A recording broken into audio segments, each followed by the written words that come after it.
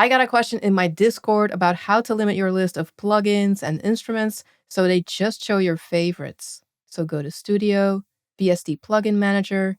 Let's start with the effects. Click this plus, empty, and give it a name.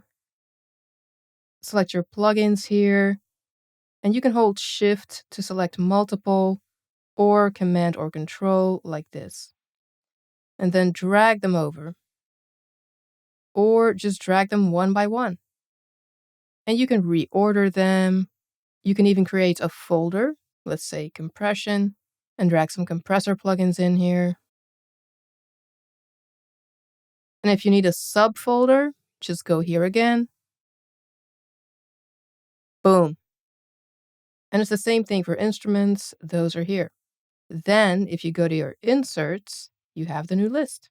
And if you want a different list that you made or the default list with all of the plugins, you can go here and switch. And if I add an instrument, same thing, you can switch it here.